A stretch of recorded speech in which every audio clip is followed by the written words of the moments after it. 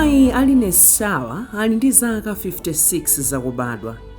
Moyo wa mayiwa watsamira pa ulimi ndipo kalero amakolola chakudya chochuluka. Pakhomo pawo panali pa mwana alirenji. Pakupita kwa nthawi, mundawu sikutulutsanso zokolola monga kale kamba kuti nthaka inaguga.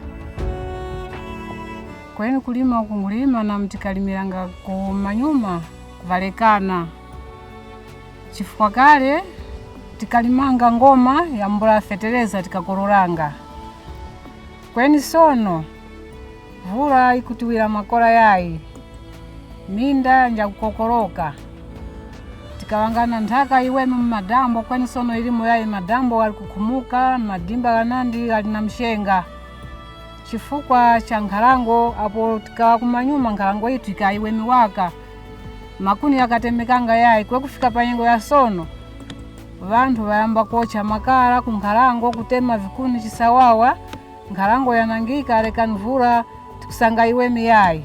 Kwa zaka zambiri anthu akhala kudula mitengo mwachisawawa pofuna kuotcha Makala komanso kukonza malo olima ndi okhala. Izi ndi zina mwa zomwe zachititsa nthaka kukhala pa mtetete ndi kuguga. Pamene nthaka yaguga mderali, zokolola munda mwa mayi Aline Sawa komanso minda ya anthu ena zachepa. Awa ndi ena mwa mavuto amene dziko lino likukumana nawo kamba kakhalidwe lodula mitengo mwachisawawa pofuna kuotcha Makala osavomerezeka. Kafukufuku akusonyeza kuti chaka chilichonse makilogalamu okwana 29,000 a nthaka amakokoloka ndi madzi osefukira. Izi zikuchitika kamba kakusakazika kwa mitengo mu Nkhalango. Apa ndiye kuti dziko la Malawi likulephera kupeza ndalama pafupifupi 50 billion kwacha kudzera mu ulimi chaka chilichonse. Vuto limeneli ladza kamba kakudula mitengo mwachisawawa chifukwa chofuna kuotcha Makala osavomerezeka ndi boma.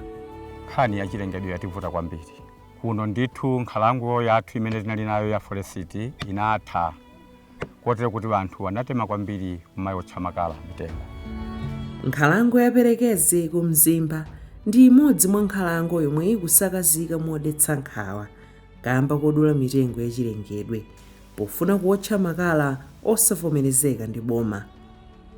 Mchitidwe wodula mitengo pofuna kuotcha Makala osavomerezeka ukuchitikanso mu nkhalango zina zambiri mdziko muno. Deforestation actually has affected the development agenda of the country. If we have a lot of loss in terms of forestry, it would mean that the watershed is not being managed. So you end up having depleted water resources. For a long time, the community has been depending on the fruits that are produced in Zaranyama. But now the fruits are no longer there, so their socio-economic being is being affected. There is loss of fertility if we have forest degradation. And at the end of the day, you see that there's also desertification, there is dry land, the temperatures are high, you result into greenhouse gases accumulating and resulting into climate change. Nawo anthu okhala ku madera akutawuni akukhudzidwanso kwambiri ndi zotsatira za kuonongeka kwa chilengedwe. Ena mwa mavuto omwe anthu okhala m'madera akutawuni akukumana nawo ndi monga kugwiritsa ntchito mphamvu za magetsi zosadalirika komanso kugwiritsa ntchito madzi operewera pa ukhondo, mapezedwe ake ovutikira.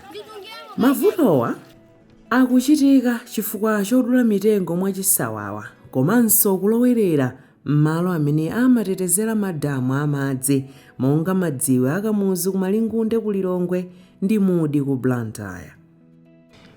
Overdependence on charcoal produced in the Shire catchment area affects hydropower generation in the country.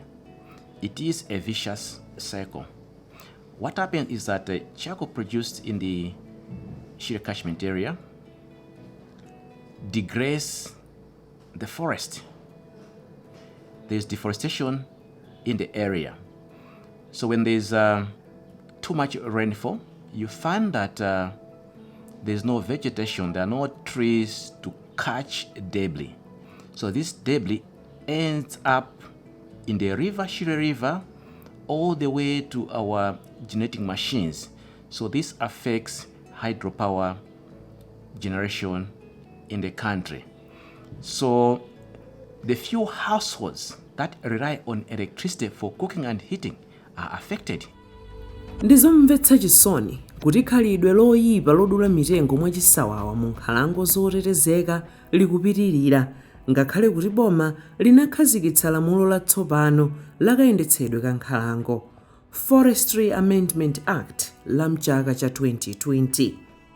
Pamene lamuloli lili m'malo, anthu akugwetsabe mitengo mwachisawawa ndi cholinga chofuna kuotcha makala osavomerezeka amene amawagulitsa m'mizinda ya mdziko muno. Zadziwika tsopano kuti izi zili chomwechi kamba kakatangale mu nthambi za boma ndi mabungwe ena zomwe zikusokoneza ntchito yoteteza nkhalango. Our sector is affected by corruption. And this corruption is happening at all levels, right away from the production. Like if you look at the charcoal value chain, from the production, the transportation, the selling itself, it's all happening in all those areas. And the reason is very simple, because the charcoal business is a hot business. You get charcoal this morning, in 2 hours you've sold it. Apart from that, we also have problems of capacity in terms of staff and also vehicles for patrol. If there were adequate staff members to patrol our forest, I'm sure we would not have all these problems of charcoal production. Lamulo latsopano lakayendetsedwe ka nkhalango, Forestry Amendment Act, likupereka mphamvu kwa apolisi ndi ogwira ntchito ku nthambi ya za nkhalango kufufuza komanso kutengera ku mabwalo a milandu munthu wina aliyense opezeka kuotcha makala, kunyamula ndi kugulitsa opanda chilolezo chochokera ku boma. Koma kodi ndi zovuta ziti zomwe apolisi akukumana nazo pakagwiridwe ka ntchito yoteteza nkhalango mdziko muno? There are several factors that contribute to flowing of charcoal despite the well-manned roadblocks and some ad hoc roadblocks that we mount. Amongst them, we have some uncharted routes. They sometimes divert from the main routes, whereby they use their own routes, which sometimes may take us time to discover that this particular route is also being used by illegal charcoal traders. And further to that, they may conceal the charcoal in vase. For example, they may also mix up with some legal entities. They may put lawful goods in the back and in the front, and this illegal charcoal being placed in the middle of the truck, for example. So it is difficult for us to detect that between these lawful goods there is this illegal charcoal. Kauniuni mu nkhalango zadzala nyama, perekezi komanso kaning'ina waonetsa kuti anthu akuchita zinthu zambiri zolakwika pambali podula mitengo ndi kuotcha makala.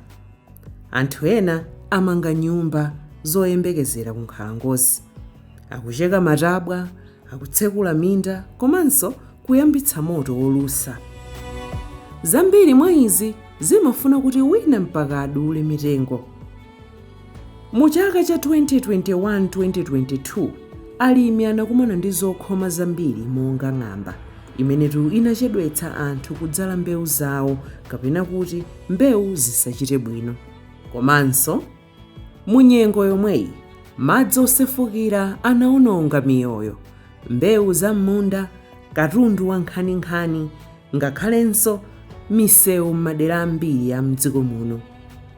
Ngozi zotere ndi uthenga waukulu wachimvekere kuti kudula mitengo mwachisawawa komanso kuononga chilengedwe kuli ndi kuthekera kolowetsa pansi chuma cha dziko lino ndi kupititsa patsogolo umphawi.